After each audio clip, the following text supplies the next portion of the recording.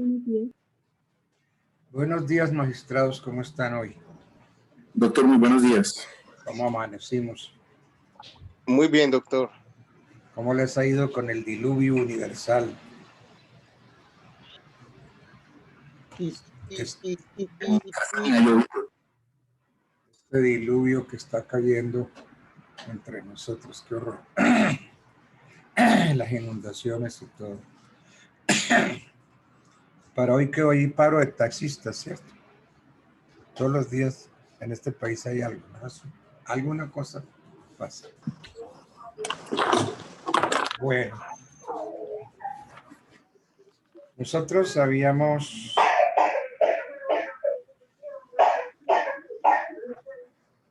Ahí hay una fiera ahí ladrando. Uy, terrible.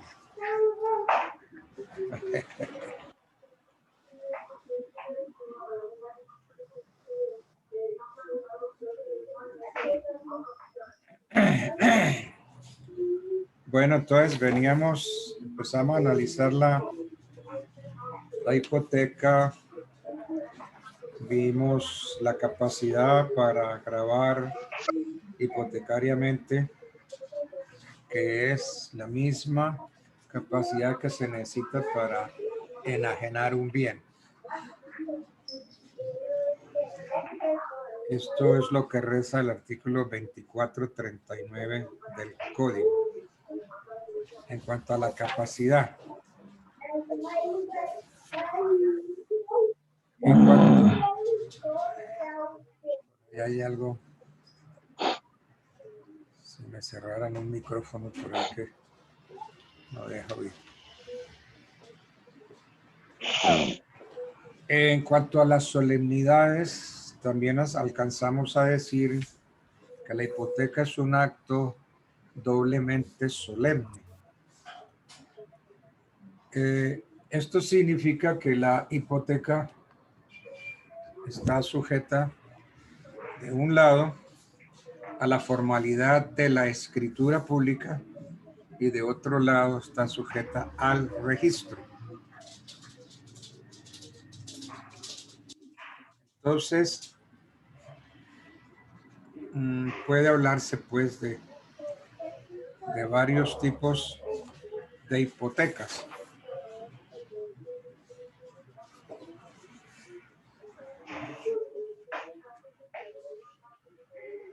Buenos días, compañero Arturo. Tienes prendido el micrófono.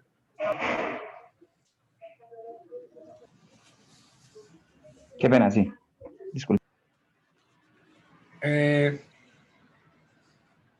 La hipoteca puede nacer no solo de un contrato, sino también de una declaración de voluntad entre vivos o mortis causa.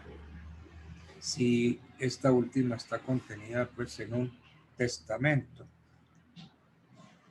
El 2434 del Código Civil exige que la hipoteca se otorgue por escritura pública, pero luego agrega, dice, podrá ser una misma la escritura pública de la hipoteca y el contrato a que accede. Bien.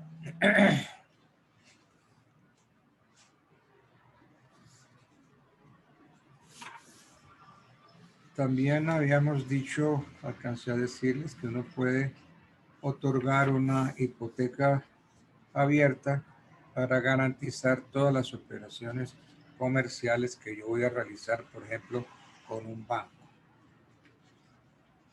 Les alcancé a reducir los requisitos de la hipoteca.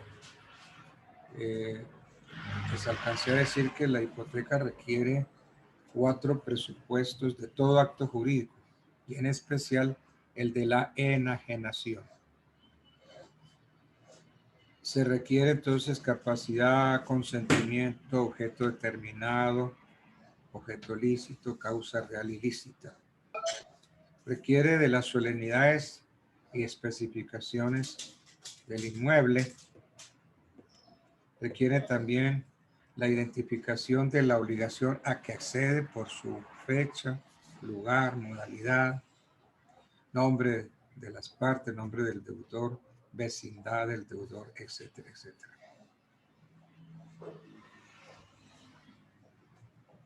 En fin, y tiene que hacerse pues ante una notaría.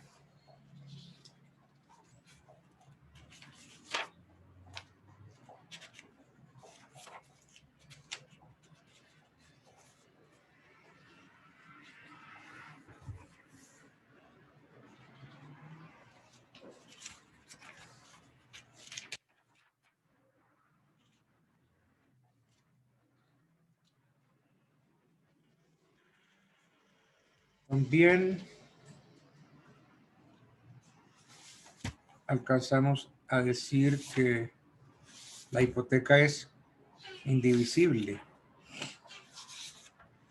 ¿Qué significa que la hipoteca es indivisible? Que la hipoteca recae sobre todo el inmueble, pero si se llega a dividir ese inmueble, pues la hipoteca recae sobre todas las partes en que se divida el inmueble, porque todas y cada una de las partes del inmueble responden por el pago total de la obligación. Entonces, en ese sentido, la hipoteca es indivisible. No se puede, pues, dividir. La segunda solemnidad esencial es el registro dentro del plazo y en los términos señalados por la ley. El registro juega un triple papel, sirve para perfeccionar el gravamen, porque sin el registro carecería en absoluto de valor, de conformidad con el 2435. Fija la fecha del gravamen y el orden de prelación, también el artículo 2435. Y sirve de medio de publicidad de la hipoteca, 2637. Entonces, el registro de la hipoteca debe hacerse dentro del plazo de 90 días siguientes a la fecha de su otorgamiento. ¿Qué pasa si se hace posteriormente? Pues muy sencillo, el registro y por consiguiente la hipoteca carecen de valor, según la ley 56 de 1904.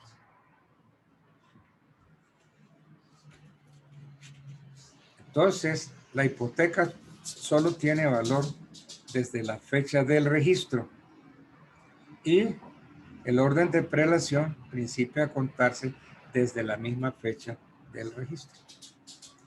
Entonces yo puedo hipotecarle un bien a varios bancos y a todos les digo que le doy hipoteca de primer grado, pero de las 4 o 5 hipotecas que dice cuál será la de primer grado, pues la de la hipoteca que primero se registre.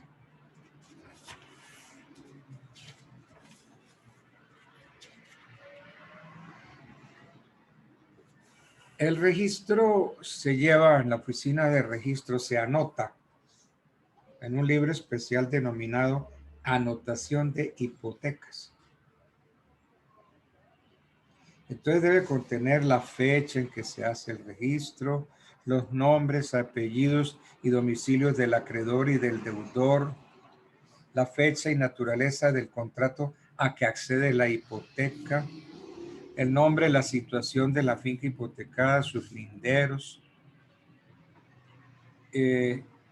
Así sea la hipoteca rural, tiene que expresarse el lugar de su situación y tratar de poner ahí los linderos. La suma determinada a la cual se extienda la hipoteca y, en fin, la firma de las partes y la firma del señor registrador.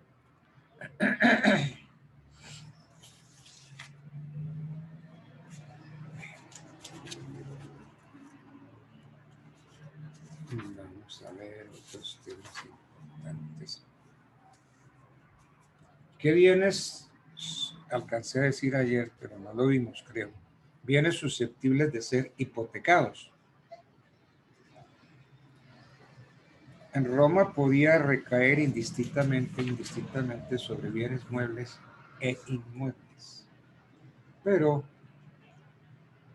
el Código Civil francés declaró que los muebles no estaban sujetos a hipoteca. Y Josserand lo dijo muy clarito, lo dice en sus obras, siguiendo a Planiol, a Ripert, que la hipoteca es solo sobre bienes inmuebles.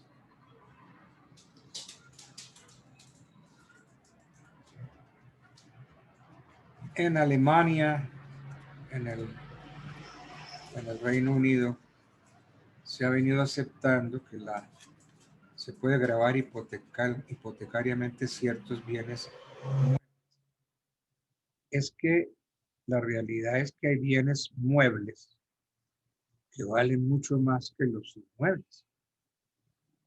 Por ejemplo, un automóvil de esos de competencia o un automóvil de esos de sport, un Maserati, un Ferrari. ¿Cuánto vale un Maserati, un Ferrari?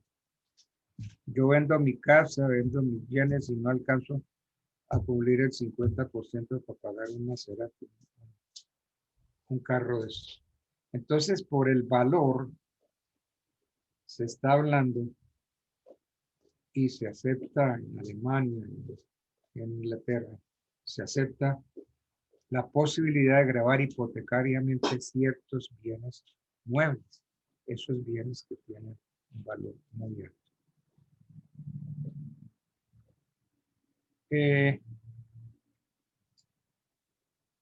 Para que un bien inmueble sea gravable con hipoteca, es menester que el constituyente tenga sobre el respectivo bien un derecho pleno o al menos nuda propiedad. A ver, ¿cuál es la nuda propiedad? Oigo respuesta. ¿Cuál sería el nudo propietario?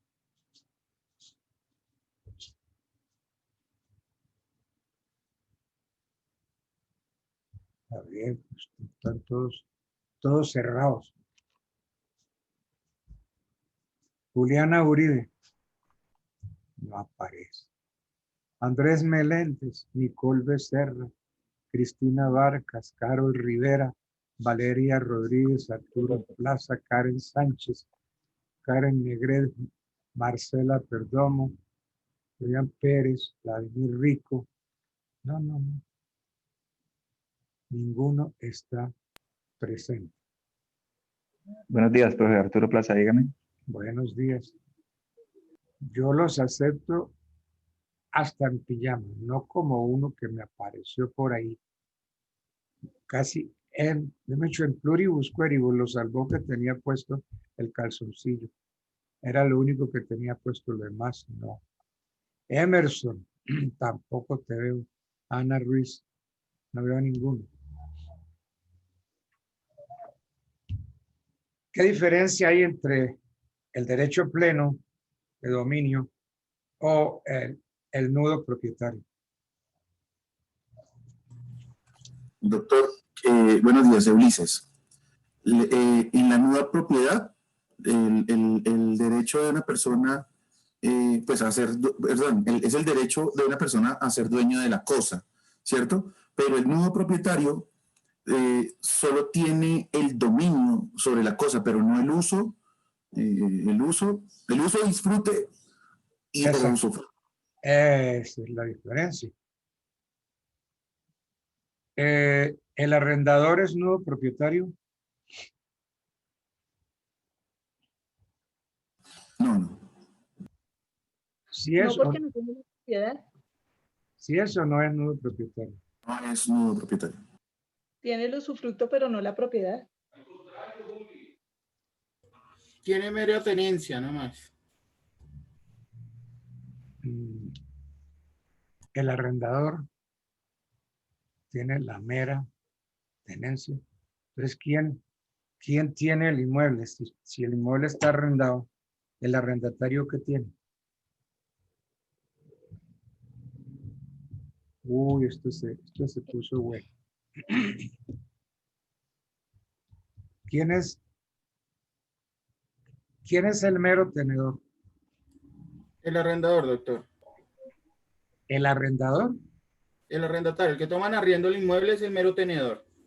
¿Cómo se llama el que toma en arriendo un inmueble? A esta altura tenemos que saber. Arrendatario. El Arrendatario. arrendatario. Arrendatario, profe. Eso. Entonces, hablemos porque las cosas tienen su nombre preciso. Arrendatario es el que reconoce dueño y tan reconoce que para que le permita vivir la casa, le paga una renta. Entonces, el arrendatario es propietario, Mero tenedor. mero tenedor, tiene la mera tenencia. Entonces, es susceptible de hipotecarse el pleno o el nudo derecho de dominio sobre inmuebles. Entonces, la nuda propiedad se puede hipotecar y el derecho de usufructo que se tenga sobre los bienes. Entonces, para que un gravamen hipotecario pueda constituirse válidamente, se requiere que el constituyente, el que la otorga, sea propietario o usufructuario del inmueble. Segundo, que tenga la facultad de hipotecar. Tercero, que se llenen los requisitos legales, como los del 2439 y 2443. Entonces, solo puede hipotecarse el inmueble que se posea en plena o nuda propiedad o en usufructo. Esa es la conclusión.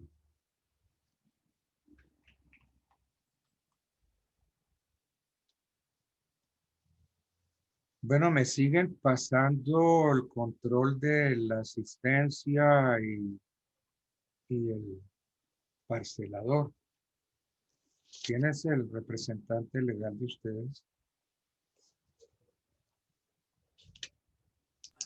Dana Michelle Hernández. Buenos días, doctor. ¿Quién? Buenos días. Buenos días, no te oigo. Hazme una ceñita, levántame las manos, sácame la lengua. Buenos días. Buenos días, no veo. ¿No? Aló, aló. ¿Quién me habla? Dana Michelle. Dana. Ay, Dana Michelle. Tú eres la representante, ¿cierto? Sí, sí, señor. Bueno, siga cumpliendo bien con tu deber. Llámame a lista, porque siempre hay algunos muy tranquilos. Y a ver, yo pregunto, Negredo Osorio, Karen, Paola, ¿es de ese curso? Daniel Palacios Murillo, ¿es de ese curso? Profe, buenos días. Puertas, Calderón, Sara Valentina, ¿es de ese curso? Daniel Palacio, presente, profesor. Bueno. Rugeles Zambrano, Steven, ¿es de ese curso? No hay respuesta. Karen Paola Negrete, ¿está? Sí, profe. Buenos días. Te quiero ver la cara, no me pongas el letrerito. Voy. A ver, ¿cómo amaneciste hoy? Ah, amaneció muy lindo. Pero hoy sí vino a clase, ¿no? Profe, yo he estado en clase. Lo que pasa es que pues he estado en monitoreo en el hospital y pues se me ha dificultado estar así 100% conectada, pero pues siempre me conecto.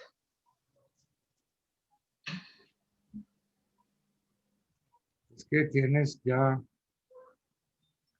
un número de fallas con las cuales pierdes la materia.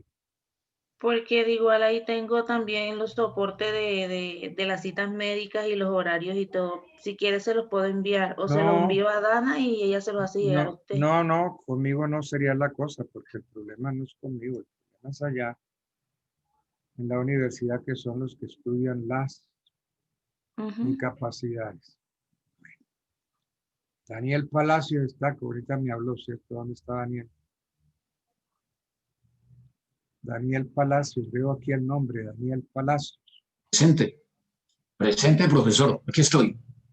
Daniel Palacios. A sus órdenes. Yo te veo todos los días, sin embargo, tienes como 4 o 5 fallas. No, yo estaba asistiendo. No sé, te reportan 4 fallas. Sara Puerta Calderón. Sara, Sí, profe, buenos días. ¿Dónde estás? A ver, muéveme las manos. ¿Dónde está Sara Puerta? Aquí. Aquí, ¿dónde? A ver. Sácame la lengua, muéveme las manos. Ya estoy moviendo las manos. Ah, por fin, ahora sí te veo.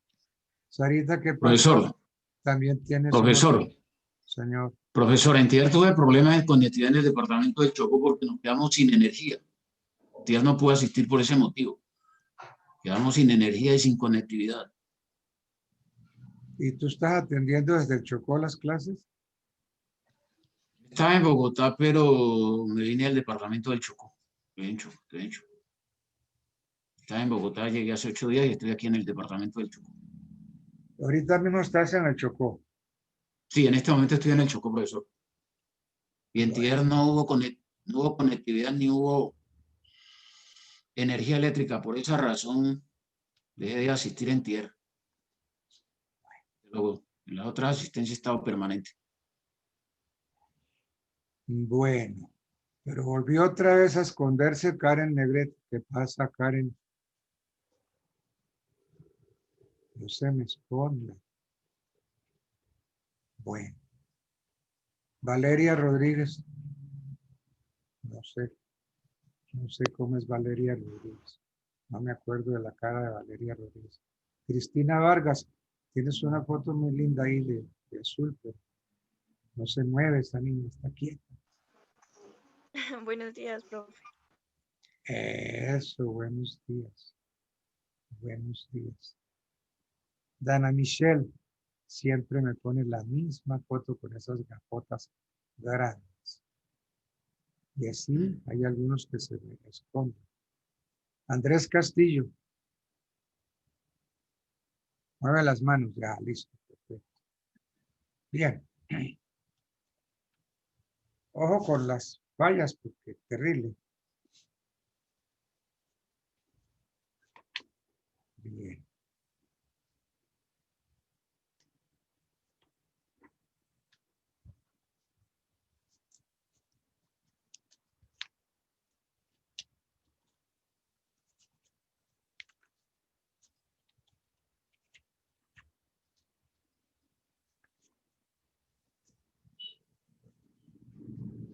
Profe, buenos días. Una inquietud, profe. Señor. Por favor. Tengo el artículo 2444, hipoteca de bienes futuros. Como usted nos ha dicho, digamos, yo hago una hipoteca sobre mi finca, ¿sí? Y la respaldo, bueno, con la finca, pero aclaro de que va a ser pagada con el fruto de las cosechas. Si las cosechas no se llegan a dar, ¿me puede afectar el inmueble como tal o el acuerdo al que yo llegué con el banco de que solo iba a ser con las cosechas se debe respetar? Sí, porque es que lo que hipotecaste fue el usufructo. No hipotecaste el bien. ¿Correcto? Entonces, en principio... Pero dice... Sí. El artículo dice, la hipoteca de bienes futuros solo da al acreedor el derecho de hacerla inscribir sobre los inmuebles que el deudor adquiera en lo sucesivo.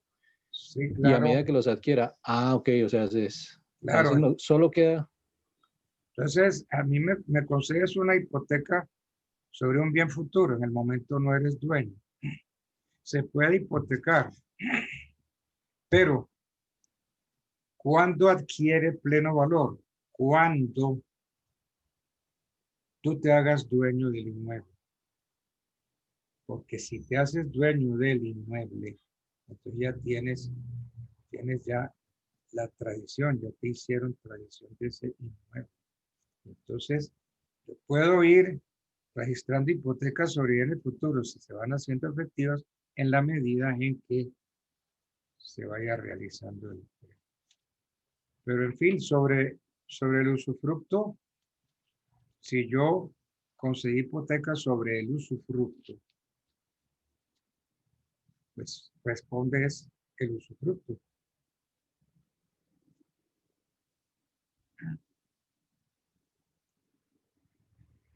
Vamos Gracias. a ver una cosa.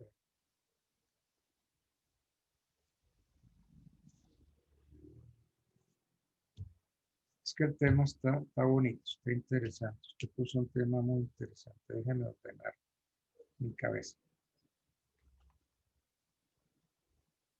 Hipoteca de bienes futuros, sí, claro. El código permite esta clase de hipotecas, pero diría yo en una forma contradictoria con la propia exigencia del constituyente, porque el código dice que se posea en propiedad o en usufructo. Y entonces, esa hipoteca de bien futuro hace un acto en el vacío. En la hipoteca de bien futuro podría pensarse que estoy constituyendo hipoteca sobre un bien ajeno.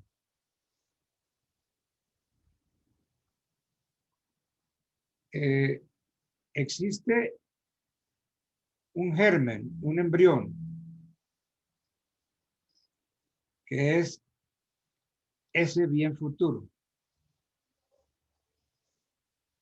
Ese gravamen sobre un bien que eventualmente puede llegar a ser de pleno dominio mío está regulado por el, digamos, creo que es el 2441.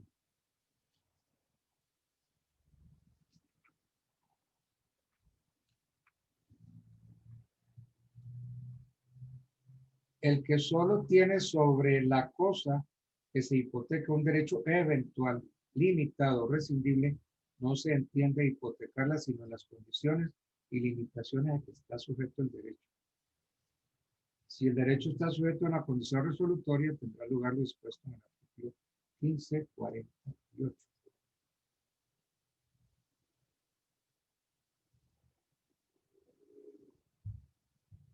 Entonces, el bien futuro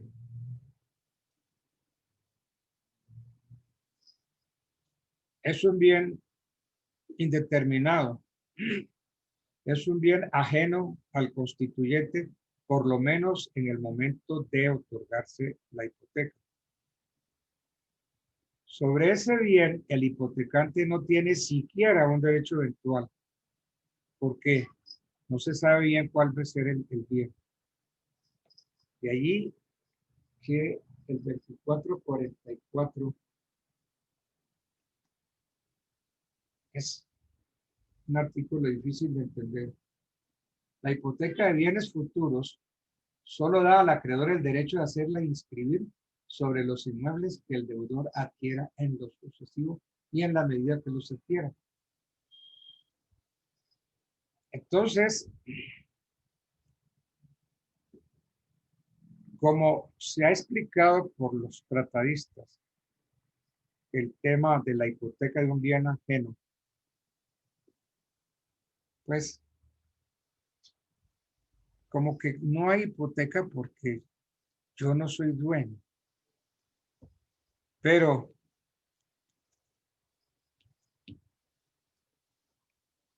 el código, al hablar ahí en el 2444, nos da a entender que nada impide que el acreedor hipotecario, bajo condición suspensiva, haga registrar la hipoteca. Entonces, esto es lo que ocurre con la hipoteca de bienes ajenos. Entonces, el código, al hablar de hipoteca de bienes futuros, se refiere sin lugar a dudas al gravamen general e indeterminado que una persona constituya sobre bienes raíces que posteriormente van a ingresar a su patrimonio. Entonces, es un principio de excepción en cuanto a la determinación del bien que se va a hipotecar. Porque es que el bien futuro, pues, está indeterminado y solamente da al titular el derecho de grabar la hipoteca, de hacer la inscripción en la medida en que el constituyente vaya adquiriendo inmuebles y sobre todo que vayan entrando al patrimonio.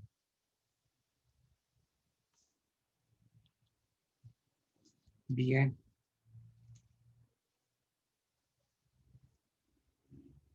¿Qué más podemos decir? La hipoteca de bienes futuros, por ejemplo, solo da al acreedor el derecho de hacerla inscribir sobre los inmuebles que el deudor adquiera en lo sucesivo y en la medida que los vaya adquiriendo. Entonces, la efectividad de ese gravamen queda supeditada a la adquisición de determinado o determinados bienes por el constituyente y a su registro en forma individualizada.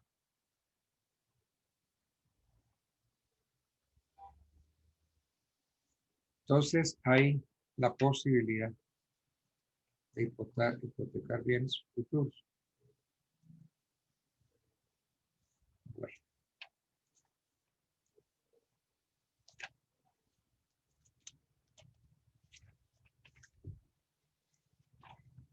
Este tema de la hipoteca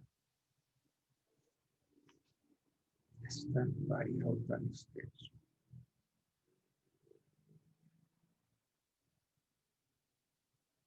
Por ejemplo, podríamos preguntarnos si una casa y un edificio y en general cualquier construcción que se haya hecho en predio ajeno, si esa construcción puede ser hipotecada.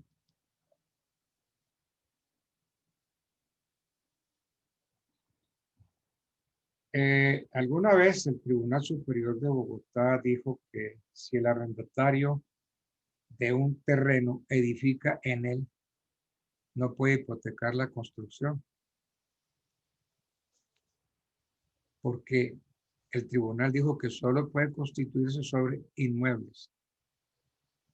Entonces, un edificio en construcción, pues todavía no es inmueble.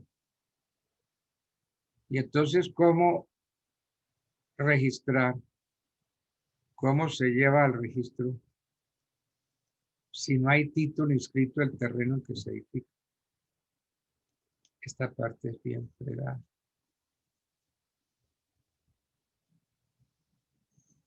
Bien.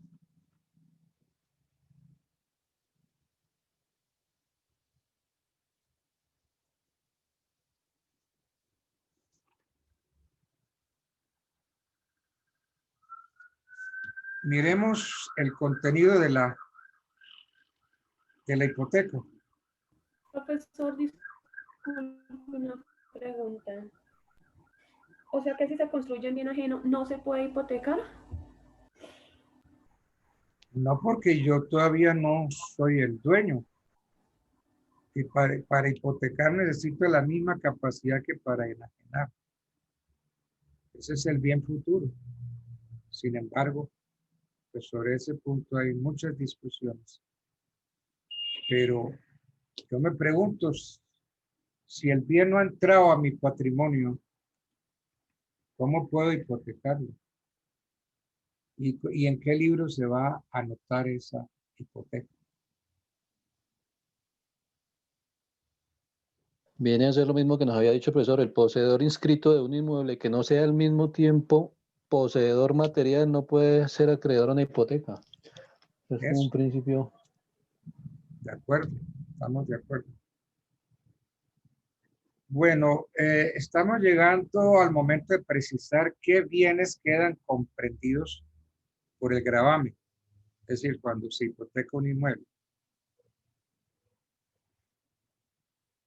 Todos sabemos que a la tierra suelen acceder muchas cosas.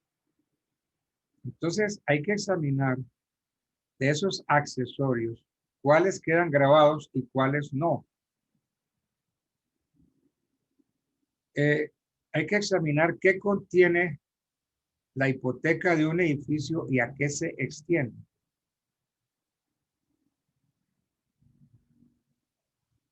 Las hipotecas o la hipoteca de un terreno comprende las edificaciones que en él existan y las que posteriormente se hagan. Pero si en el momento que se hizo la hipoteca, se hipotecó fue el lote y no había edificio. Entonces, el principio es de que la hipoteca de un terreno comprende las edificaciones que posteriormente se hagan. Esto en virtud de ese principio de que lo accesorio sigue la suerte de lo principal. Las construcciones que existan en un terreno se consideran como formando un solo cuerpo con él, de modo que la enajenación o el gravamen del predio comprende no solamente la tierra, sino las edificaciones que le acceden. Así no se diga nada sobre el particular. Entonces, cuando se hipoteca un lote de terreno y luego se edifica en él, tenemos que decir, sin lugar a equivocarnos, que la construcción queda igualmente grabada con hipoteca. Este ha sido el criterio de interpretación del 2445. La hipoteca constituida sobre bienes raíces afecta a los muebles que por accesión a ellos se reputan inmuebles. La hipoteca se extiende a todos los aumentos y mejoras que reciba la cosa hipotecada. Entonces, de conformidad con el 2445, la hipoteca se extiende a todos los aumentos y mejoras de la cosa hipotecada. Entonces, por mejora entendemos, debemos entender el incremento material, natural o industrial de bien grabado.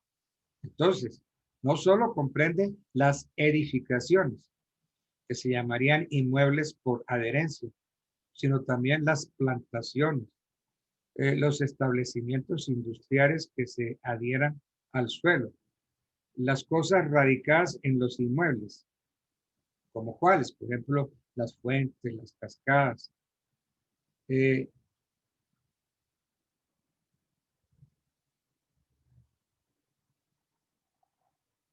A ver, y si hay un aluvión, como ahora es normal que haya desprendimientos de tierra, y que ese desprendimiento vaya viajando y ¡pum!, se le pegue a otra finca.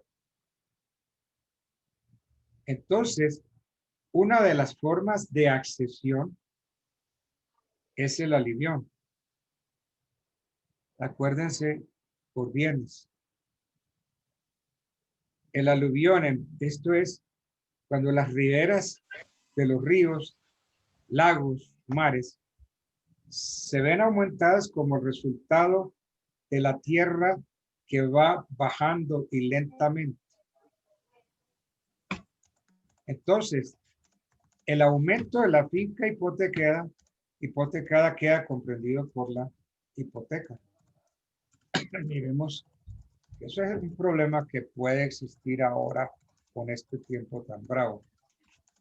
Miremos por acá. O sea, si no es reclamado por el dueño de lo que se desplazó, pasaría a ser parte del inmueble como tal de esa propiedad, profe, ¿sería? Sí, cierto, pero resulta que media finca suya la arrancó el río y ¡pum!, se la pegó al río. Llevó. Entonces yo le digo, sí, llévese su finca. ¿Cómo se lleva media finca que ya está pegada a la mía? ¿Sí ve? Sí, ahí decía que tenía un año de plazo para recogerlo, si no, claro, negociar.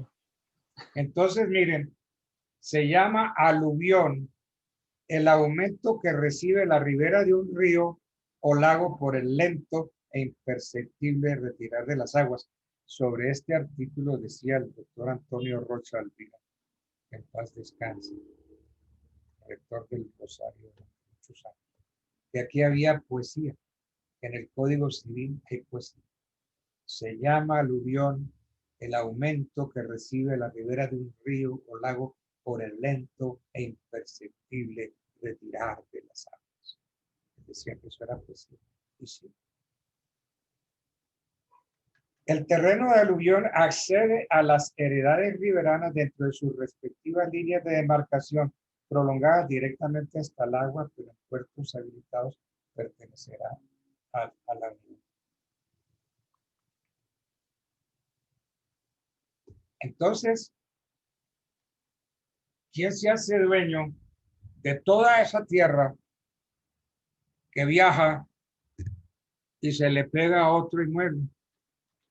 Entonces, la hipoteca se extiende a todos los aumentos y mejoras de la cosa hipotecada. Y ya lo dije que por mejoras se entiende todo incremento material, natural o industrial del bien grabado. Y no solamente comprende las significaciones, que son los llamados inmuebles por herencia, según el artículo 626, sino también a las plantaciones, 657, a los establecimientos industriales adherentes al suelo, a las cosas radicadas en los inmuebles, las fuentes, las cascadas, etc. Entonces, el incremento como consecuencia del aluvión es que el aluvión es una forma de accesión y sabemos que la accesión es un modo de adquirir. Entonces, por medio del aluvión, la ribera de los ríos se ve aumentada. Claro. Porque si, por ejemplo, el límite de su finca es un río y el río se seca o cambia de cauce, usted inmediatamente se hace dueño de lo que el río dejó, porque es el lento e imperceptible retirar de las aguas. Entonces, ese lento e imperceptible hace que la hipoteca se pueda extender a esa franja de terreno que lo concedió el aluvión.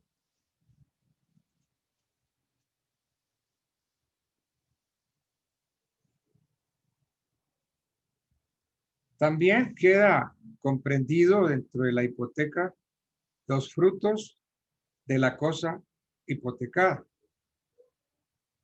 Si entendamos que hay distintos tipos de frutos, ¿no? La hipoteca se extiende a los frutos civiles causados y no percibidos que produzca la cosa hipotecada. Por ejemplo, si la cosa hipotecada está en arriendo, el arriendo son frutos civiles. Entonces la hipoteca se extiende a esos arriendos, a los frutos causados y no percibidos de la cosa hipotecada.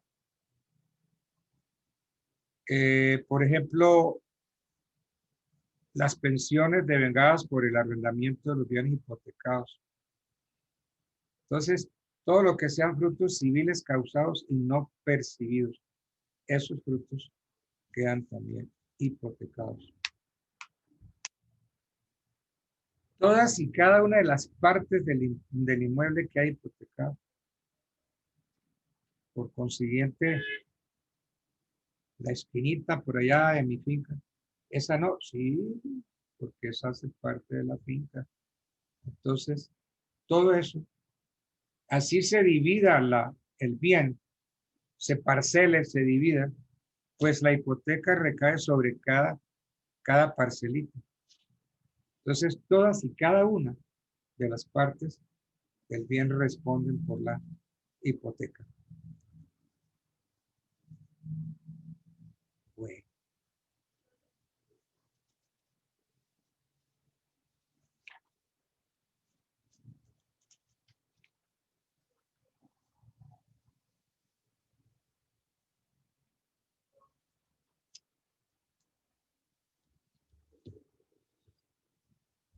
Hay una pregunta. ¿La hipoteca comprende los bienes del artículo 658?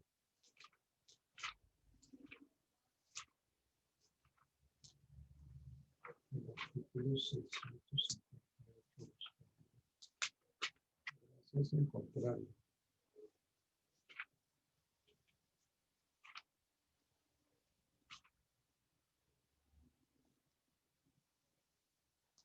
Se reputan inmuebles, dice el 658, aunque por su naturaleza no lo sean, las cosas que están permanentemente destinadas al uso, cultivo y beneficio de un inmueble, sin embargo, de que puedan separarse sin detrimento. Entonces, díganme una cosa. Si yo en mi finca tengo tractores, tengo combinadas, esas máquinas quedan hipotecados.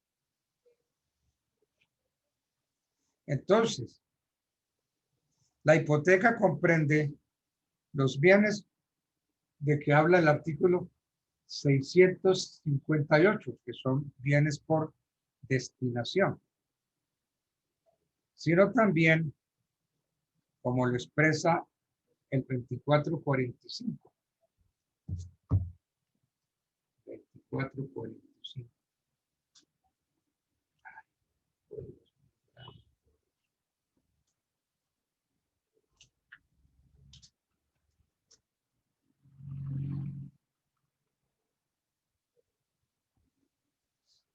2445. La hipoteca constituida sobre bienes raíces afecta a los muebles que por accesión a ellos se reputan inmuebles.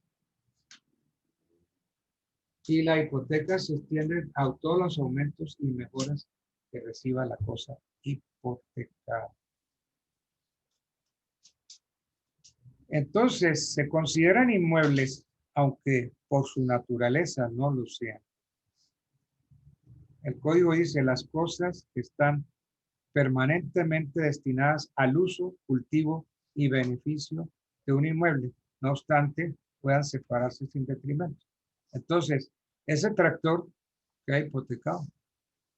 Yo lo puedo separar, lo puedo sacar, no, pero como está puesta allí para el uso, cultivo y beneficio de la finca, queda comprendida dentro de la hipoteca. Sí, se requiere pues que esos bienes muebles estén permanentemente destinados al uso, cultivo y beneficio. Todas las cosas que estén allí quedan comprendidas en la hipoteca. Claro que el código, como es tan viejito, trae ejemplos de las losas de un pavimento, los tubos de las cañerías, etcétera, etcétera. Los utensilios de labranza, minería, los rastrillos, palas, picos, tractores. Incluso a los animales que existen también quedan comprendidos con la hipoteca.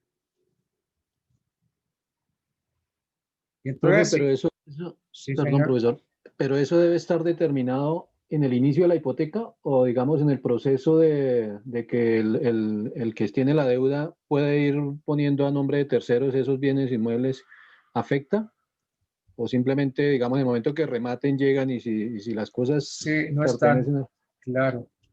Pero si usted logra probar que el tractor, la combinada, siempre ha estado ahí, que siempre estuvieron al servicio de la finca, esos bienes son embargables en el proceso. ¿Por qué? Porque hacen parte de la hipoteca. Yo conocí un caso que me pareció curioso, profe. Yo tenía un amigo hace un tiempo que tenía una empresa de tejido, digamos, y él estaba embargado. Y yo entraba a la planta de una fábrica grande y cada máquina de tejido, de coser, lo que sea, tenía una cartica donde aparecía el propietario, ¿sí? Fulano de tal, o sea, pero nunca era el dueño de la empresa como tal que yo sabía que estaba embargado. Entonces me preguntaba eso, ¿es parte de un proceso como para salvar que no le embarguen esa maquinaria? Entonces por eso digo yo, No, o no, sea, eso hace parte del negocio. Y entonces, Pero digamos, cada máquina tenía un nombre de dueño diferente y sí, estaba ahí que sí, en caso del embargo.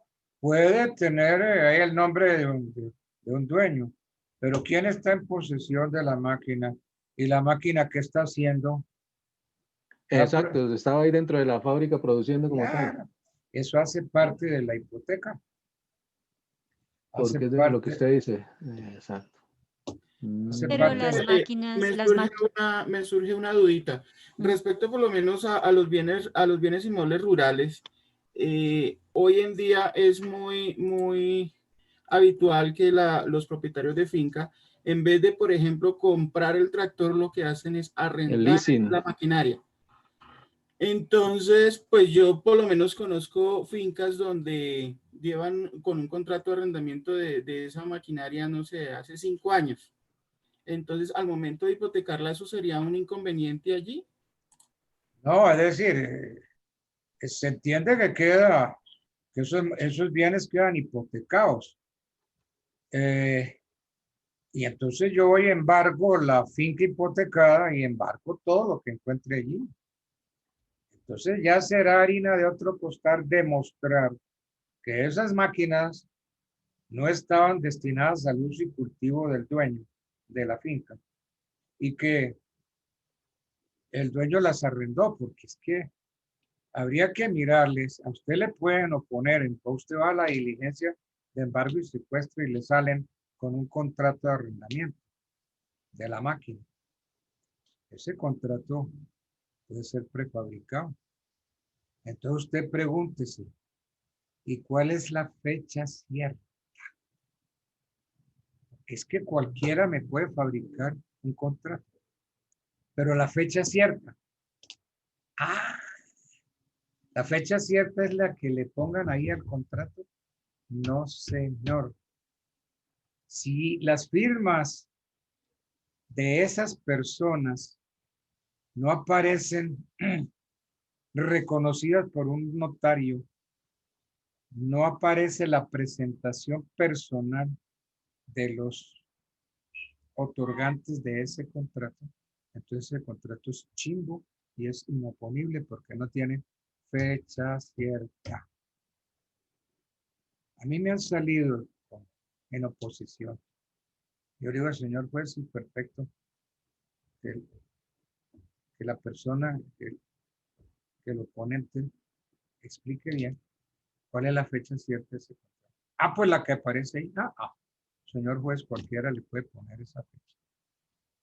Pero resulta que hicieron el contrato y autenticaron firmas ante notario. Ese sí es una prueba, porque ante el notario, tal día, tal fecha, hicieron ese contrato y autenticaron sus firmas. Por lo menos hay un principio de demostrar la fecha cierta del contrato. De lo contrario, tumben la oposición porque ¿cuál es la fecha cierta? Señor juez, no veo la fecha cierta. Que es la que está ahí en el... eso lo puede poner cualquiera. Aquí no hay constancia, aquí no hay prueba de la fecha cierta del contrato. Esa parte probatoria es bonita estudiarla, la fecha cierta de los contratos. ¿Cuál es la fecha cierta? Es que hay distintos bienes, ¿no? Los bienes son muebles, pero que se reputan inmuebles, ¿sí? Pero las cosas que están permanentemente destinadas al uso, cultivo y beneficio de un inmueble, así se puedan separar sin detrimento de la cosa. Entonces, para que un bien de esa naturaleza, un bien mueble por naturaleza, se repute inmueble, necesitamos que se haya permanentemente destinado al uso, cultivo y beneficio de la cosa. Entonces, señor juez, este tractor, esta máquina ha estado permanentemente destinada al uso, beneficio y cultivo de la cosa. Se presume entonces que son bienes muebles que se consideran inmuebles y entonces allí se extiende la hipoteca, porque ese tractor es un inmueble. Por naturaleza no lo es, pero como están destinadas al uso y cultivo y beneficio de la finca se considera inmuebles. 2445. Estoy buscando hacer la finca. ¿Será que me lo dieron el código social?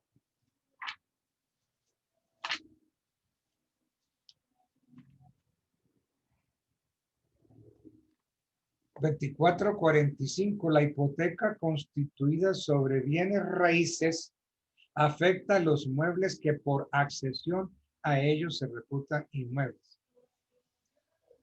Y la hipoteca se extiende a los aumentos y mejoras que reciba la cosa hipotecaria.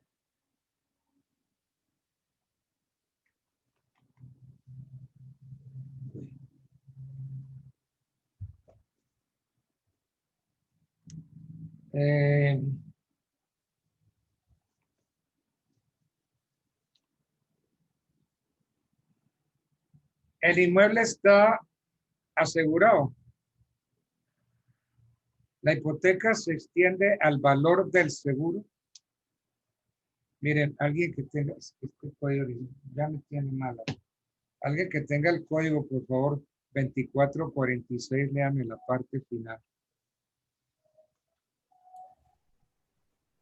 2446. Parte final. La parte final. Dice, y la indemnización debida por los aseguradores de los mismos bienes. Entonces la hipoteca se extiende al valor del seguro. Eso lo precisa el 2446 que usted acaba de leer. Entonces la hipoteca comprende la indemnización debida por los aseguradores. Entonces, no hay duda que si se va a pagar un seguro, ese seguro queda comprendido bajo la hipoteca y responde el seguro. Entonces, a la indemnización debida.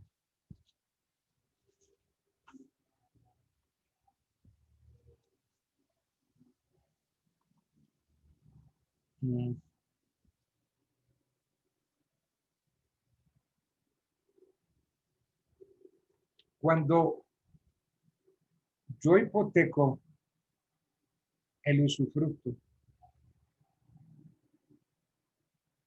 entonces, al hablar de hipoteca,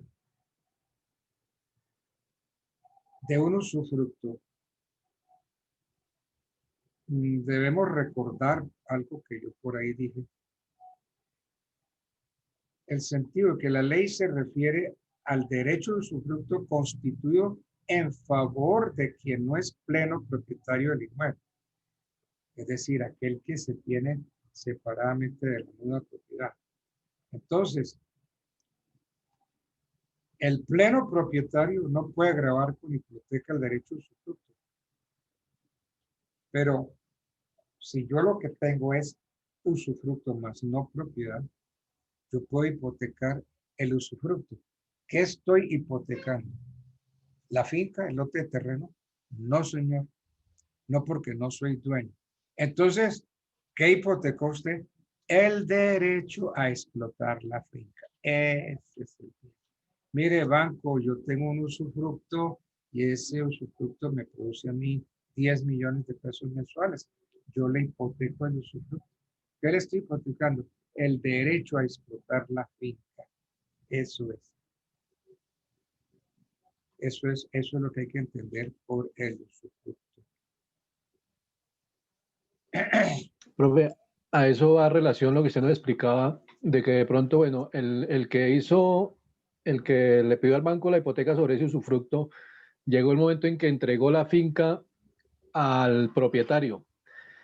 ¿El propietario sigue con la obligación de de esa hipoteca que se hizo sobre ese usufructo mientras no se cancele? Bueno, entonces el usufructuario, ¿qué hizo con el usufructo? ¿Lo ferió, lo vendió o qué? ¿Desapareció? Porque es que el usufructo está en cabeza de alguien. Entonces yo puedo Pero si yo no estoy explotando la finca, pues entonces ya el usufructo está desapareciendo, porque la finca ya no produce nada, porque yo no estoy al frente de eso. Pero el banco le puede reclamar al dueño real cuando lo volvió a tomar su finca de que debe pagar sobre eso que el otro se ha comprometido. Esa es una buena pregunta. Algo nos había comentado de un caso anterior de que si de pronto había una hipoteca en un terreno global y yo compraba, pero todavía tenía la deuda, entonces lo relaciono como con eso, si tiene relación de pronto, de que el nuevo propietario tenía que adquiría como tal esa obligación que ya venía de atrás del terreno global y cancelar. Sí, es las llamadas obligaciones propterram. Exacto, ¿aplicaría esto también?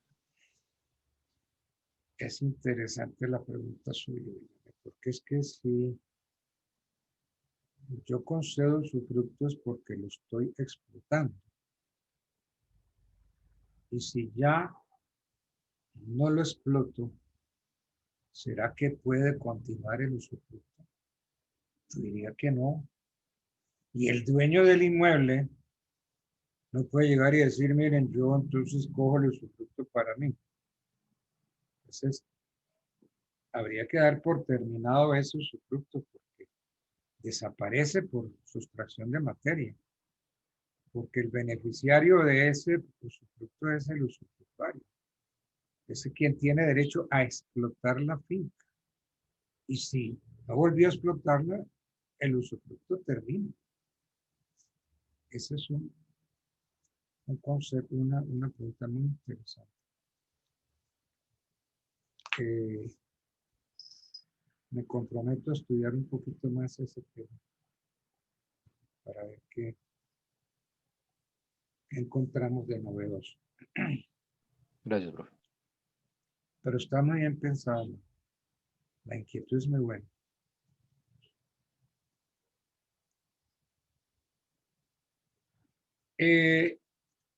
Derechos del acreedor hipotecario. Hemos dicho que la hipoteca es una garantía real, accesoria, indivisible, constituida sobre inmuebles que no dejan de estar en poder del deudor.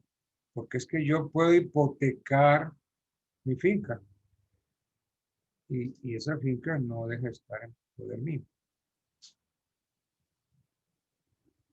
Porque es que en una época el derecho, la finca hipotecada se le entregaba al acreedor. No. Entonces, la finca sigue siendo mía. Lo que pasa es que está garantizando un pago. Y si ese pago principal no se hace, entonces sí, me pueden quitar la finca. Entonces, el acreedor hipotecario, que es quien tiene derecho a que le pague, tiene para hacerse pagar los mismos derechos que tiene el acreedor prendario sobre la prenda. Es decir, los derechos que se le otorgan al acreedor prendario radica en pedir que la prenda del deudor moroso se venda en pública subasta para que con el producido se le pague. O que a falta de postura admisible sea apreciada por peritos y se le adjudique hasta concurrencia a su crédito.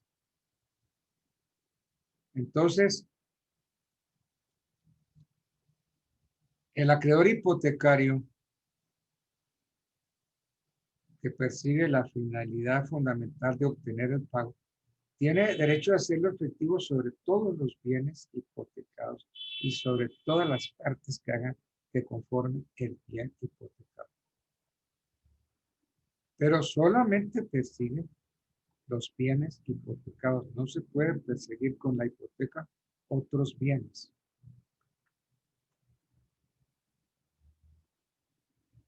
Porque es que pasa que en el banco que el deudor debe y entonces tiene hipoteca, le inician un proceso ejecutivo con título hipotecario y entonces pretenden demandar, embargar con ese proceso otros bienes del deudor, otros bienes que no están comprendidos en la hipoteca.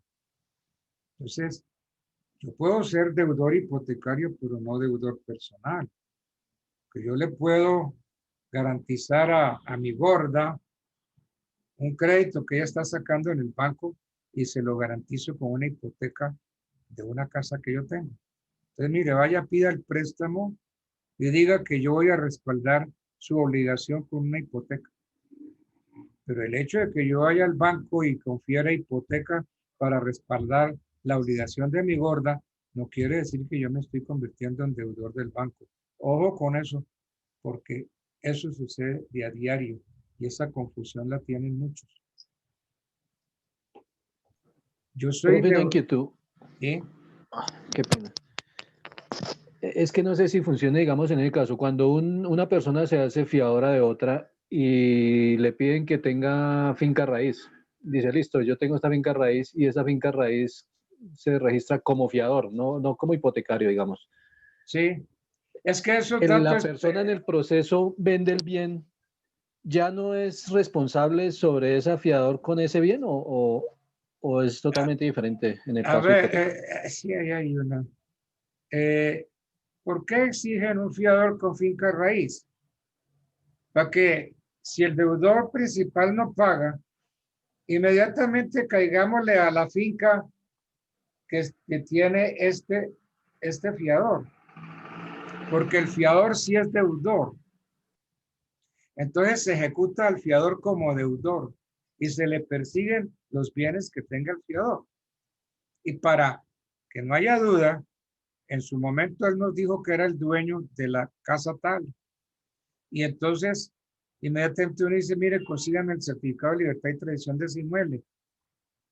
Y si en ese momento el fiador no es dueño del inmueble, pues la deuda se quedó sin garantía.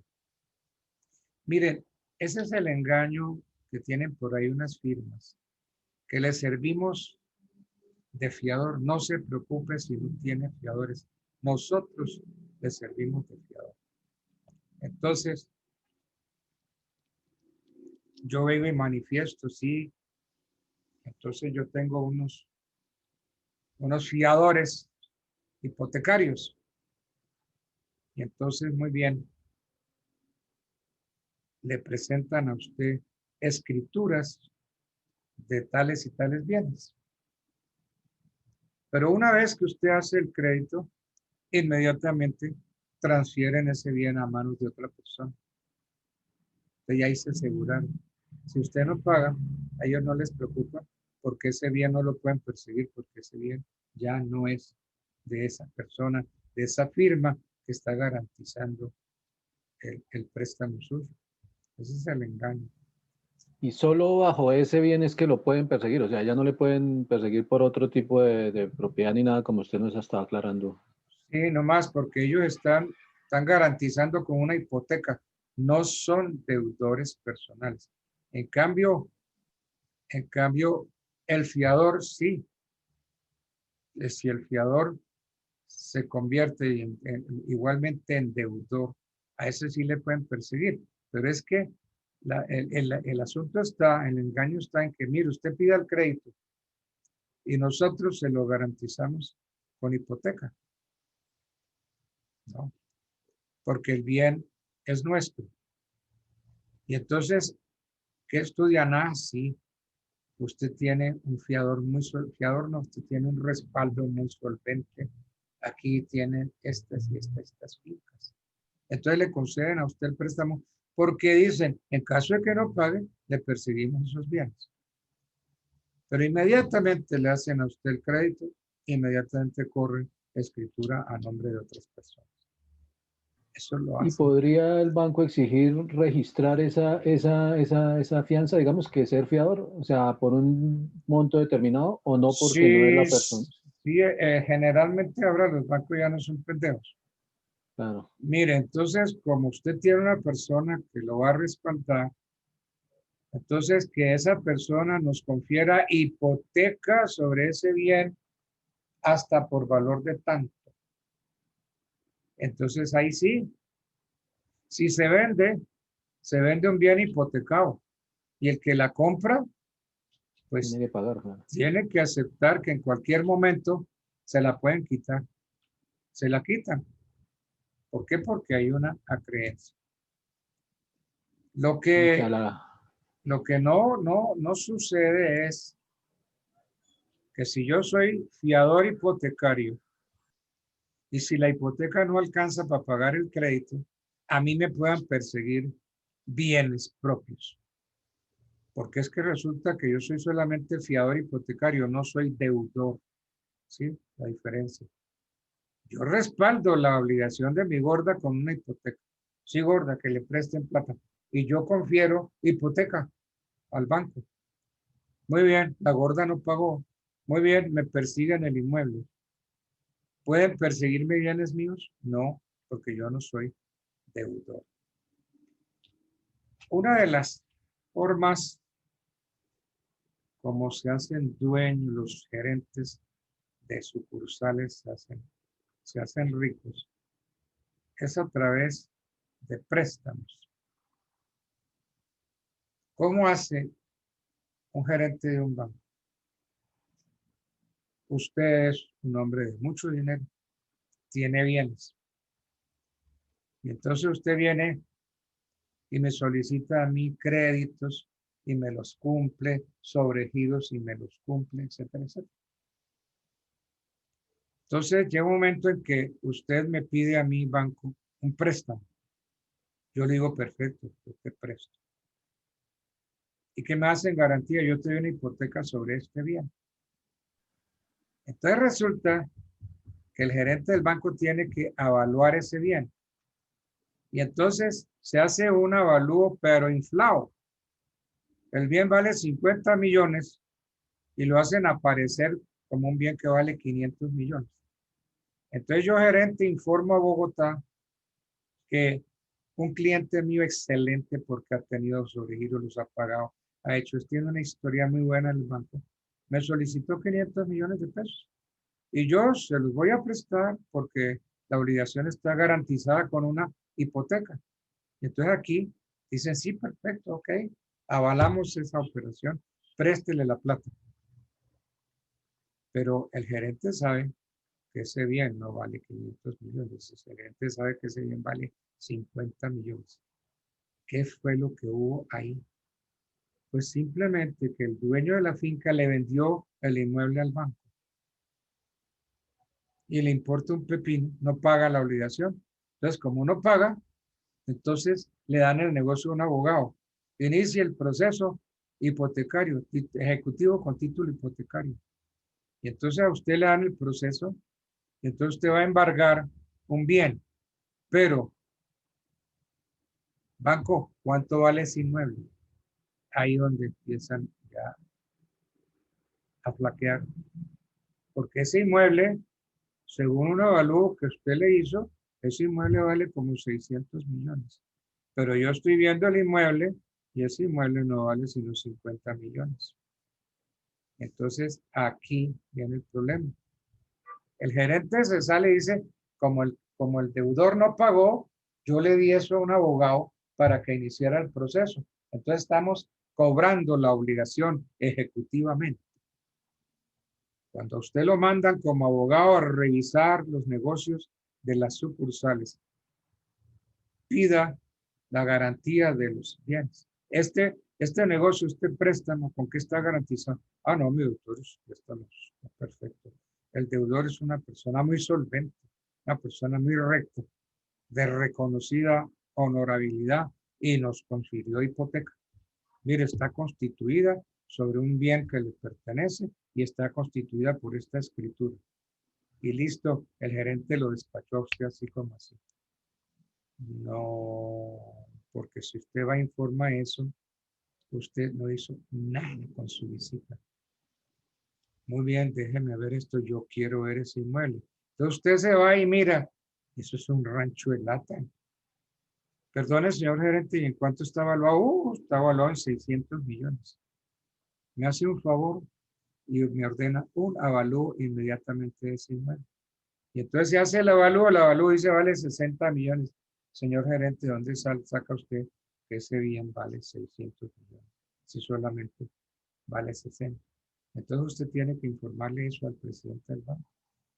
Tiene usted un gerente bandido sin vergüenza que lo que está haciendo es comprarle los bienes a sus amigos, los riquitos del banco.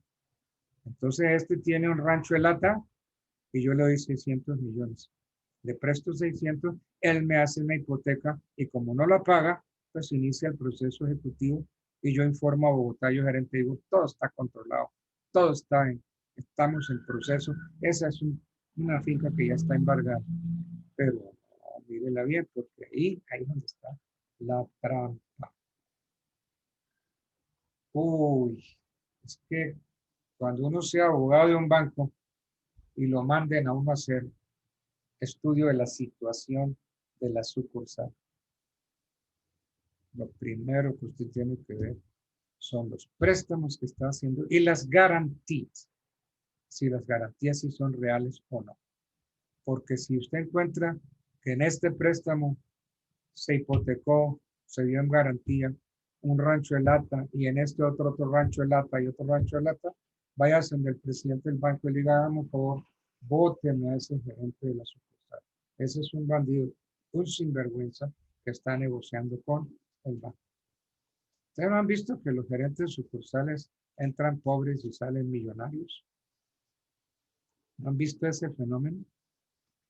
¿A qué se debe? A todas esas vagabunderías que hacen los gerentes.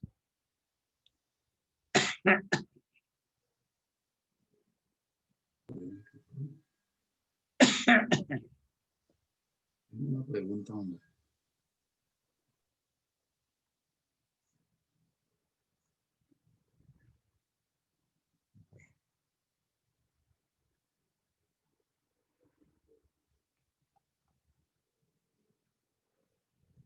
Bien, hay otros acreedores, aparte del acreedor hipotecario. Entonces, vale la pena preguntarnos sobre el lugar que ocupan los derechos del acreedor hipotecario dentro de ese gran concierto de acreedores. Ya vimos en el artículo 2488 que la ley concede al acreedor hipotecario los mismos derechos que corresponde al acreedor prendario.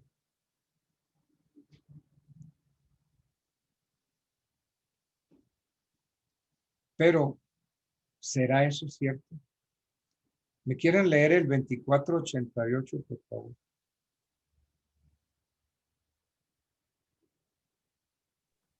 Dice, artículo 2488. Toda obligación personal da al acreedor el derecho de perseguir su ejecución sobre todos los bienes raíces o muebles del deudor, sean presentes o futuros, exceptuándose solamente los no embargables designados en el artículo 1677.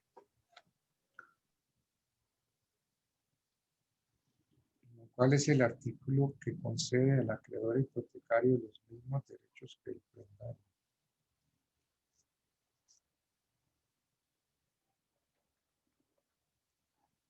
¿2488, seguro? ¿Ese fue el que me leyó?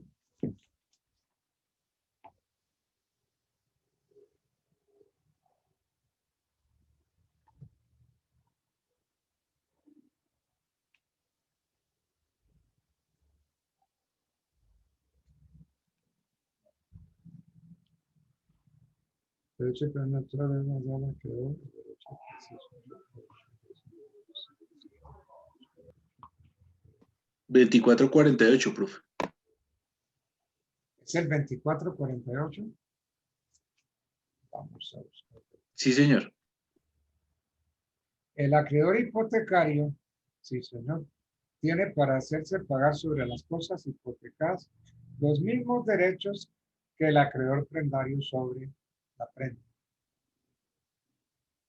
Mire usted, el acreedor hipotecario tiene para hacerse pagar sobre las cosas hipotecadas los mismos derechos que el acreedor prendario sobre la prenda. ¿Será eso cierto? ¿Será que la ley concede al acreedor hipotecario los mismos derechos que al prendario? Yo diría que esa aseveración es inexacta. En cuanto a la prelación que corresponde a los créditos hipotecarios dentro de ese gran concurso de acreedores que puede tener el deudor. Los créditos prendarios pertenecen a la segunda categoría. Los de la prenda agraria a la primera. Mientras que los créditos hipotecarios integran la tercera clase.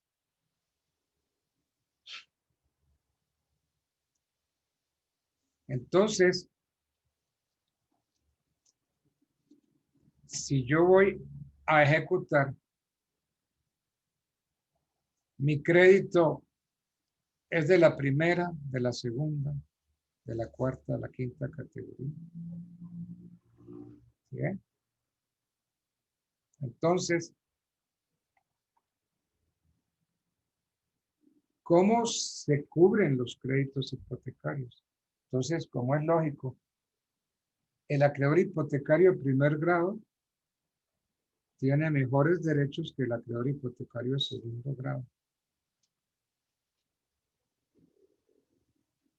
Entonces, el acreedor tiene derecho a que se le cubran las costas judiciales, los intereses y el capital. Pero debe estarse al orden en que deben ser pagados. Y entonces poder elucidar si la preferencia que nace de la hipoteca comprende todos esos derechos que puede tener el acreedor. Entonces, cuando un acreedor ejercita la acción hipotecaria, cobra todo, cobra las costas, cobra el capital, cobra los intereses. Pero cuando se habla de prelación de créditos, eso es lo que ustedes tienen que hacer cuando sean jueces. Miremos el 2488. El 2488 está dentro del título de la prelación de créditos. Y entonces viene acá.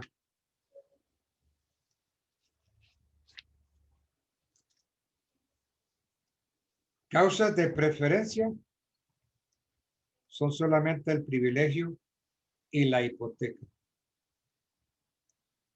Créditos privilegiados, los de primera, segunda y cuarta clase.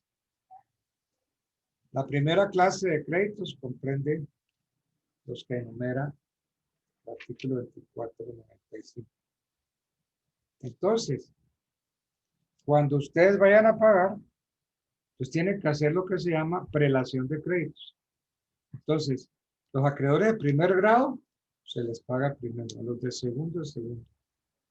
Y entonces así van todos los créditos, hasta que se llega a los créditos de la quinta clase. Los créditos de la quinta clase están representados con letras, cheques, pagarés, se llaman girografarios, acreedores girografarios. Y miren lo que dice el 25 serie 909.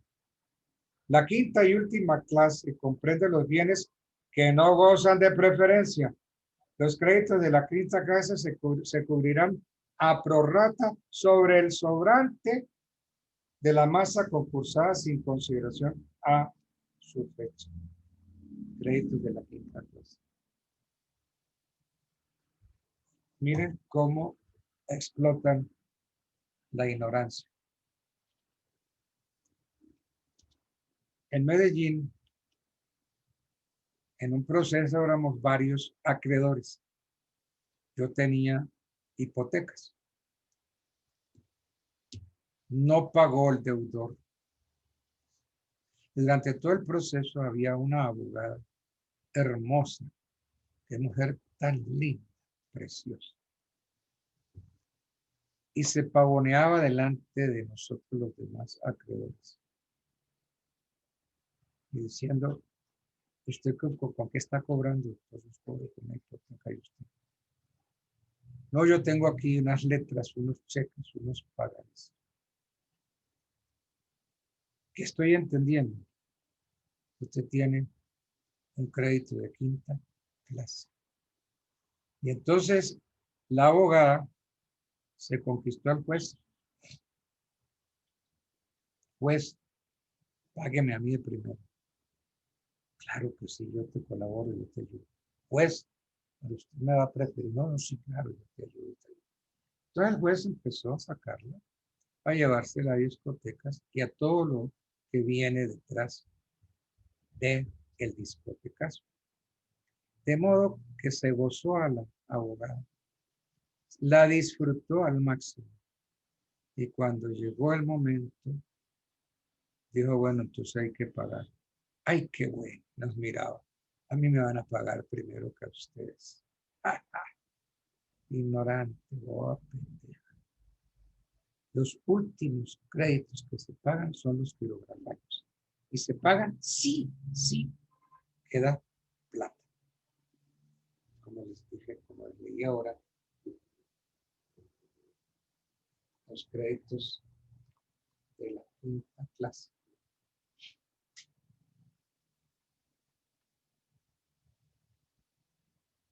La 5ª y última clase comprende los bienes que no gozan de preferencia. Les tocó decirle en ese momento, mire, abogadita, sus créditos, que son los quirografarios, hacen parte de créditos de la 5ª clase. El 2509 dice, la 5ª y última clase comprende los bienes que no gozan de preferencia. Los créditos de la 5ª clase se cubrirán, se pagarán a prorrata sobre el sobrante de la masa concursada. Si queda plata, le pagan, y si no, no. De modo que en ese proceso no hubo plata, no le pagaron a la monita y el juez se la disfrutó. ¿Sí ven? Es que muchas cosas no se concilian con el encanto, sino como ordena la ley. Bueno.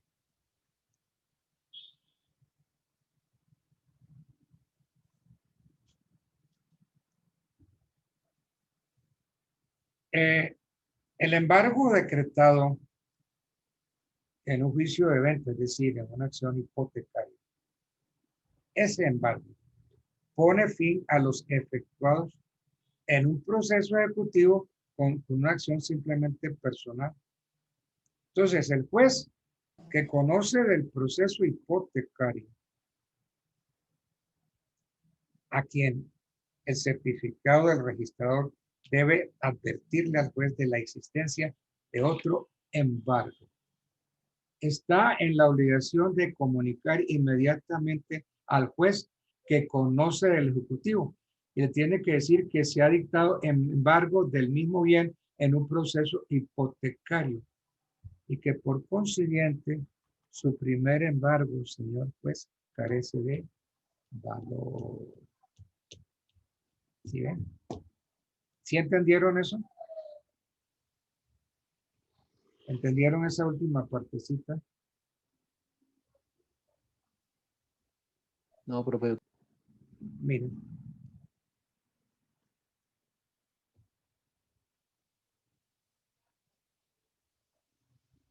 Vamos a suponer que hay un bien que está embargado por un juez civil municipal, por un negocio simplemente personal. Y a ese deudor le iniciaron un ejecutivo con una acción personal. Pero ese bien está hipotecado. Entonces, ese bien que está hipotecado no se pagó el crédito principal. El bien está hipotecado, el bien está embargado. Pero el bien yo se lo di en hipoteca al banco. Entonces, si el banco me inicia a mí una acción hipotecaria, el embargo que se decrete en ese proceso del banco, el embargo decretado en ese juicio de acción hipotecaria, pone fin a los otros embargos que se hayan hecho con acción personal. Entonces, ¿qué tiene que hacer el juez que conoce el proceso hipotecario?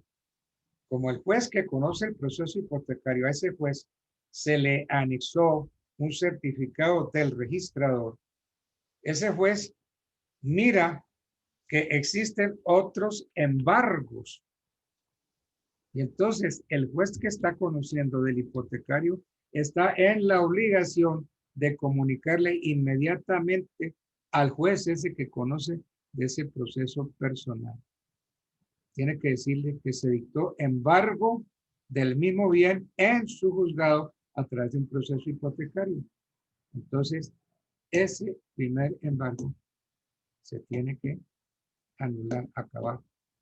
Entonces, se desembarga el bien que está en el juzgado civil municipal y queda el bien embargado por el civil de circuito. Bueno. ¿Sí lo entendemos o no me expliqué bien? Un poquito complicado, pero sí. Pero pierde, o sea, pero pierde la posibilidad al desembargarlo de recuperar también su plata al otro. O sea, la prioridad es solo para el primer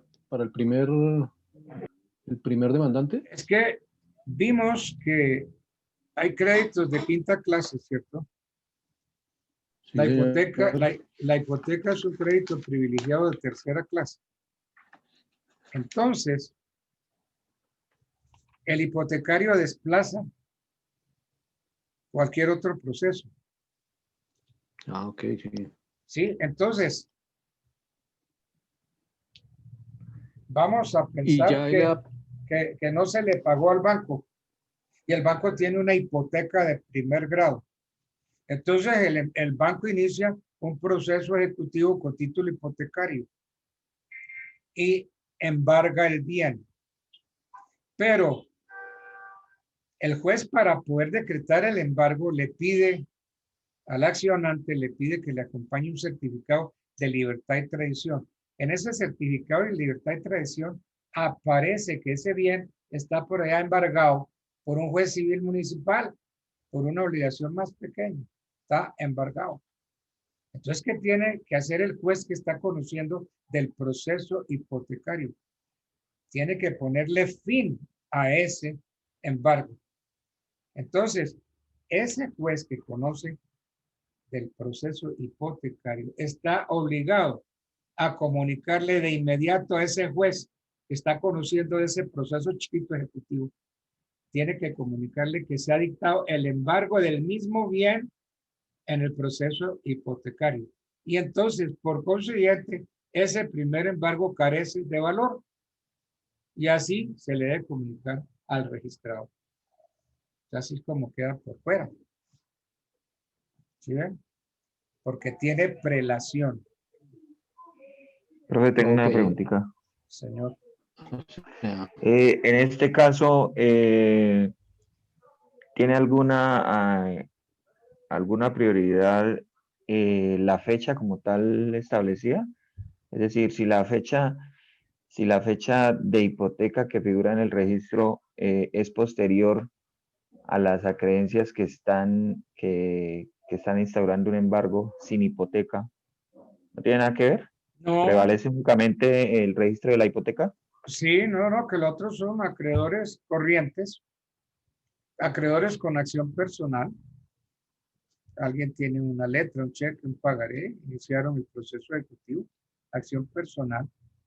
Y en ese proceso embargaron el bien. Pero resulta que antes o después se hipotecó ese bien. Y entonces no se pagó el crédito respaldado con hipoteca. Entonces el banco tiene derecho a perseguir la cosa. Y entonces tiene derecho a perseguirla y entonces lo embarga y ese embargo desplaza a los anteriores. Ah, ok. Una cosa Profe, que pasa, señor. Qué pena. En acción de cuando es algo por impuestos de la DIAN, ¿tiene prioridad Sí, claro. eso sobre las hipotecas o no? Claro, el primer crédito que se paga el Estado no es pendejo. El primer crédito que debe pagarse es el Estado. Hay que pagar primero. Entonces hay Se créditos entraría de entre primera, primera clase. de primera, segunda, tercera. Sí, el primer chicharrón es el Estado. El Estado no es pendejo. El Estado hace las leyes. Entonces el Estado dice, primero me pagan a mí, si sobra, páganle a los demás. Miren, hay una pregunta que hacen con frecuencia los presidentes de bancos. Fulano de tal es deudor del banco. Como no pagó, se le ejecuta, ¿cierto? Muy bien. Pero resulta que si esa deuda está garantizada con una hipoteca, entonces viene la pregunta. ¿Con qué vamos a ejecutar? Vamos a ejecutar con un simple título que no tiene ningún respaldo o vamos a ejecutar con este título que tiene una garantía prendaria. Entonces, claro, todo el mundo dice ejecutemos con el que tiene garantía prendaria. Preciso. Entonces se inicia proceso ejecutivo con título hipotecario. Bien. Pero resulta que hay necesidad de llevar el proceso a remate. Se remata el bien hipotecado y eso no alcanza para pagar toda la deuda. Vamos a suponer que la deuda son 10,000 millones de pesos y que el bien solamente vale 5,000 millones de pesos. Entonces, usted, abogado, lo llama al presidente y dice, mire, señor presidente, en este proceso, pues solamente pudimos sacar 5,000 millones de pesos porque el bien dado en hipoteca no alcanza. Máximo 5,000 millones.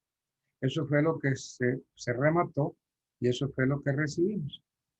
Entonces dice el presidente, oiga, pero invéntese alguna forma para cobrarle a ese señor los otros 5,000 millones restantes. Ah, sí, claro. Entonces iniciémosle a ese deudor hipotecario, iniciémosle un proceso con acción personal. Ese es el engaño más grande y la estupidez más grande que usted puede decirle a un gerente. ¿Por qué razón? Porque es que esa persona que garantizó con hipoteca no es deudor. Él no es deudor del banco, él no ha asumido ninguna obligación con el banco. Él lo único que hizo fue embargar un bien para que le prestaran la plata a la moza, a la novia. Eso fue lo que hizo. Profe, disculpe, me dijo un proceso con acción personal. Sí, claro. Ah, ya, gracias. Entonces, ¿qué pasa? Que como ese que concibió hipoteca no es deudor del banco, a ese señor no lo puede tocar el banco. No lo puede. Porque para poder iniciar un proceso con acción personal se necesita que sea deudor. Y entonces el que confiere la hipoteca no es deudor del banco. Ahora, si soy deudor del banco y deudor y a la vez garanticé con hipoteca, entonces sí me pueden perseguir otros bienes distintos. ¿Sí entendieron la figura como es? ¿Sí la entendimos o no la entendimos? Sí, Sí, señor. Delicado. ¿Complicado? A Qué ver, delicado se meterse, o sea, hay que saber muy bien. delicado, claro, es que conforme se otorguen los créditos, ahí hay muchas cosas en los bancos, se manejan muchas cosas.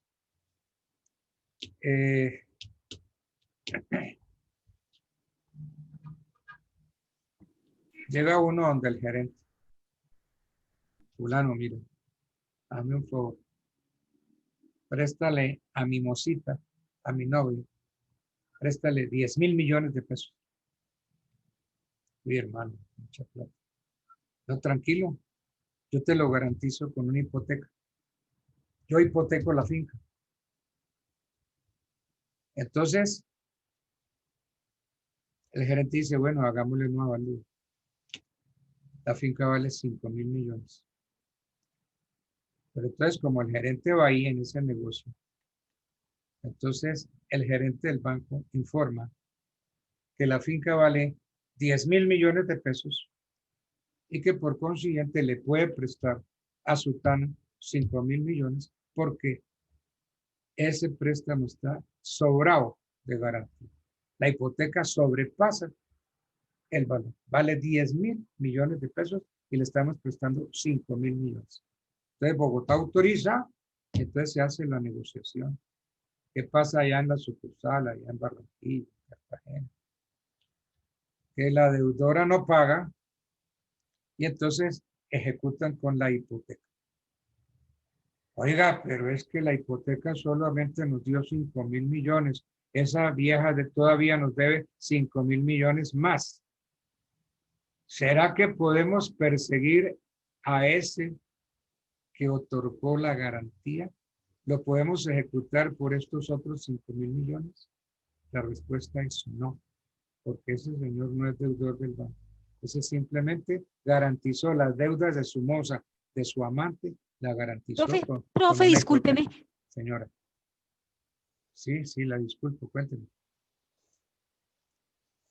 Profe, discúlpenos, es que la mayoría del caso no lo escuchamos porque se robotizaba. No sé. Se sonaba como robot. Ah, caray. Entonces está fallando mi micrófono. Bueno, pero ya, como dice el dicho, piaste tarde. Tocó repetir el caso, profe. Si no repite el caso, profe, ¿es tan amable? ¿Tienen tiempo? Sí, yo tengo tiempo, pero faltan 10 para las 10. Bueno, entonces... Ay, quedan 10 minuticos. No, quedan 10 minuticos, sino para la próxima, profe. Yo puedo seguir, no sé ustedes.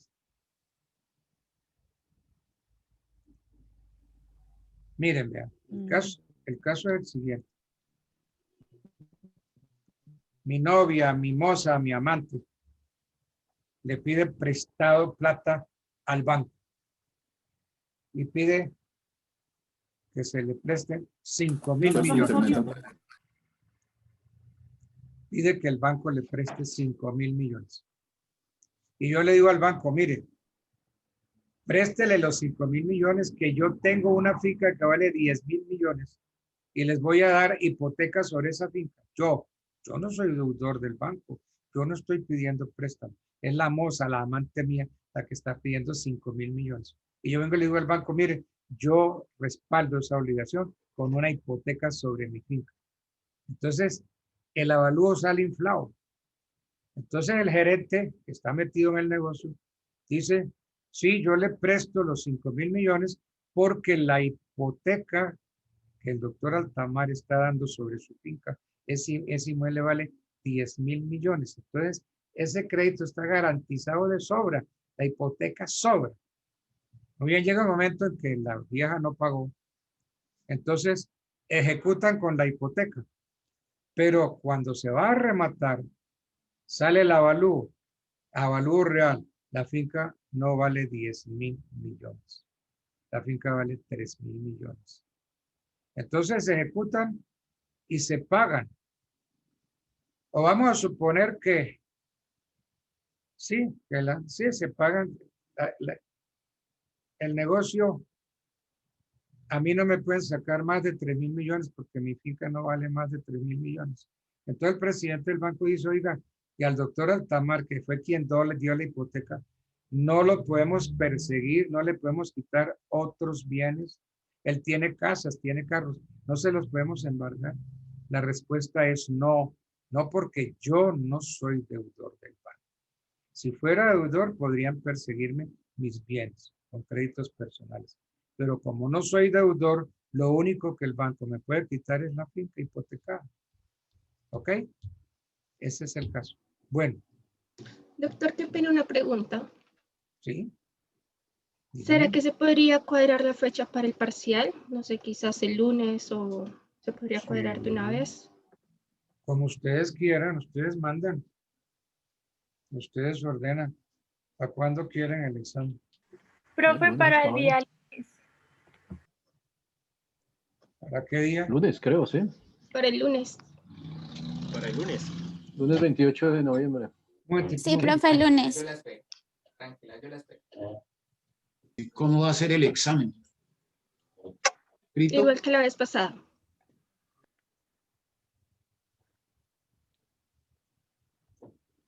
A ver, yo cogí aquí mi libreta. Lunes 30, ¿verdad? Lunes 30. Entonces, hoy estamos a, ¿qué? A 25. 25.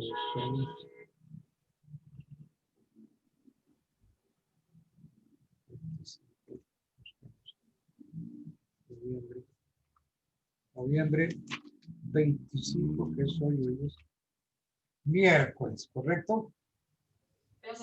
Y entonces, ¿ustedes proponen el examen para cuándo? Para el día lunes. Para Es este 30. para el lunes 30. Sí, señor. 30. Y las clases van hasta el 7 de diciembre. Sí, sí, señor. Ah, bueno, no hay ningún problema. ¿No? Por mí, no hay problema. Entonces, hacemos el examen final el 30 de noviembre. Bueno.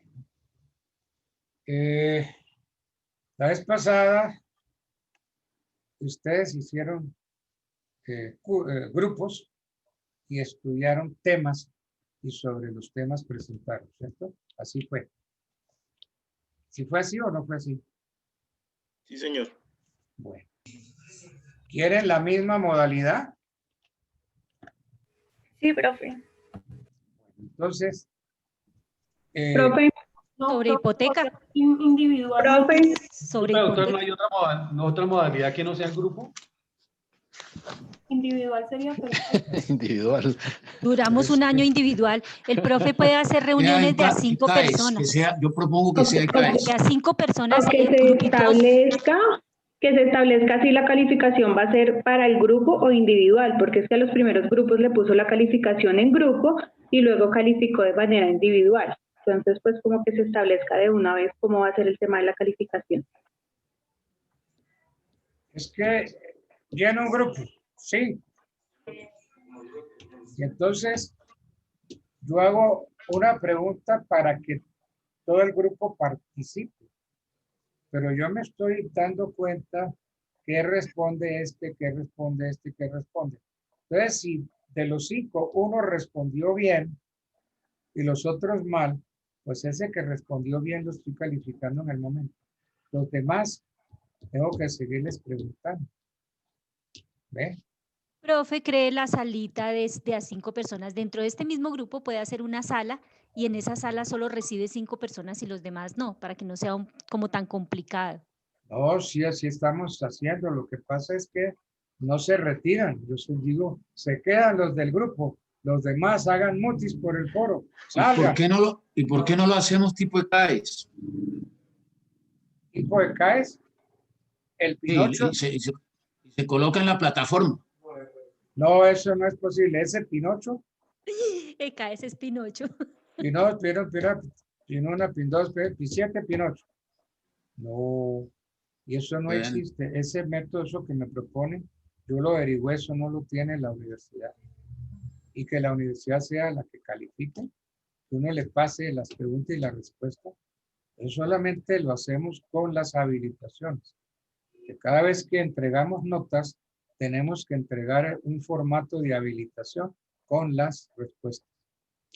No, porque entonces eso a mí me significa, no, terrible, crear un software especial para ustedes.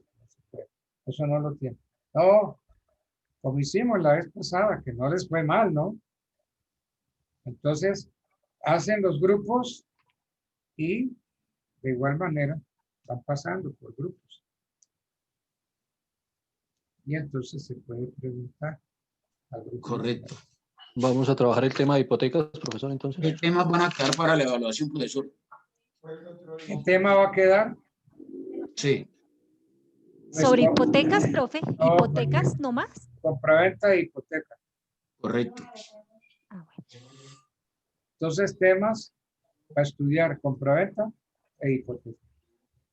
Nada más. Entonces, sobre eso preguntaré. Compraventa, hipoteca y examen va a ser el lunes 30 de noviembre. No he dicho el último día de noviembre, porque ya no hay más. Entonces, el 30 de noviembre. ¿Listo? Entonces, Gracias. yo lo anoto ahora aquí en mi agenda. 30 de noviembre. Final de contratos. 3B. Sí, 3B diurno. Compraventa e hipoteca. Entonces, la primera nota se suma a la segunda, que va a ser la del 30. Suman las dos y se divide entre dos, y esa es la nota definitiva. ¿Ok?